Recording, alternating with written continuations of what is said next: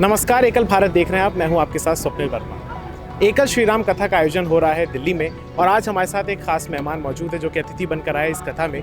राष्ट्रीय अनुसूचित आयोग के अध्यक्ष हैं, अनुसूचित जाति आयोग के अध्यक्ष किशोर मकवाना जी। सर, पहले तो बहुत स्वागत है आपका। सर, एकल श्री राम कथा का आयोजन हो रहा है और आप एक आयोग के अध्यक्ष भी हैं। किस तरीके से आप एकल अभियान को देखते हैं कि वो वंचित और जो पिछड़े वर्ग के बच्चे हैं या लोग हैं उनको बराबर मिलाने का कार्य कर रहा है?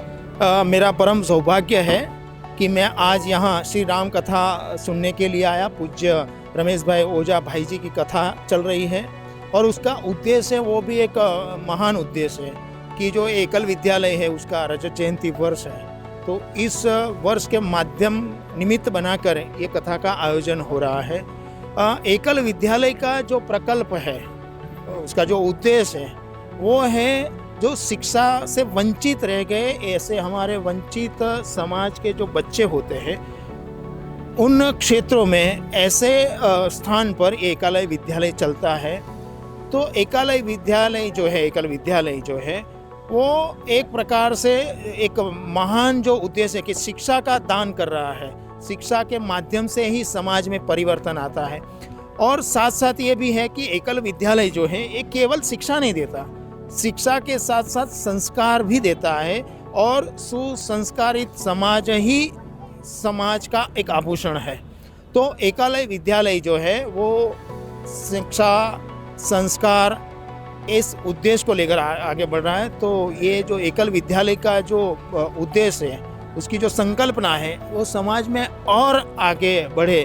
तो एक विद्यालय से शुरू हुई इसकी यात्रा आज 1 लाख तक यात्रा पहुंच गई है।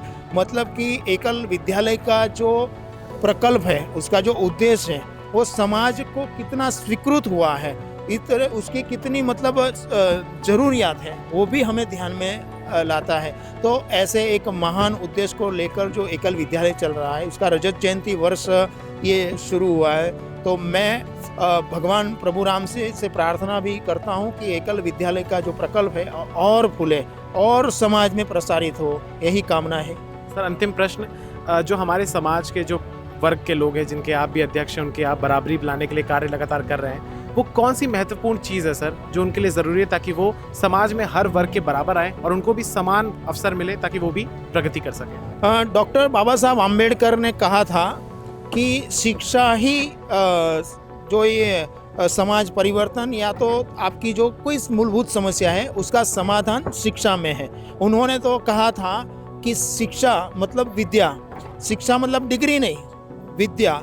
ये विद्या जो है ना वो शेरनी का दूध है, जो पिएगा वो दहाड़ेगा, जो पिएगा उसके चेहरे पर एक अलौकिक तेज आएगा, उसके अंदर एक दिव्य आत्मविश्वास आएगा। बाबा साहब आम्बेडकर ने तो कहा था कि ये जो आत्मविश्वास है वो दैवी शक्ति है। तो वो कैसे आती है? तो शिक्षा के माध्यम से आती है। बाबा साहब आम्बेडकर ने केवल शिक्षा की बात नहीं की, उन्होंने संस्कार की भी बात कही। जो एकल विद्यालय का उद्देश्य है कि संस्कार और शिक्षा दोनों का समन्वय है, दोनों का मेल है, तभी समाज पुष्ट बनता है, तभी समाज में परिवर्तन आता है। तो बाबा साहब आम्बेडकर ने कहा है कि शिक्षा केवल शिक्षा नहीं, उसके साथ साथ संस्कार होना चाहिए। बाबा साहब आम्बेडकर ने कहा कि ये शिक्षा जो है ना वो दो-धारी तलवार है। अगर शिक्षा से आप किसी की रक्षा भी कर सकते हो, किसी की हत्या भी कर सकते हो, और वो भी सुसंस्कारित शिक्षा। तो बाबा साहब आम्बेडकर का जो उद्देश्य था, उनका जो सपना था, वो सपना और उद्देश्य एकल विद्यालय साकार कर रहा है। ये अपने आप में बहुत बड़ी बात है। बहुत बहुत धन्यवाद सर। ये थे किशोर मकवाना जी, जिनका कहना है कि शिक्षा वो शेरनी का दूध है, जो कि बाबा साहब अम्बेडकर भी कहते थे, जिससे जो बच्चे हैं वो दहाड़ भी सकते हैं, उनमें एक चमक आती है। और जैसा कि सर ने बताया कि सुसंस्कारित यानी कि सही दिशा में, दशा सुधारने के लिए दिशा सही होनी चाहिए। बहुत बहुत धन्यवाद सर। आप देखते रहिए एकल भारत।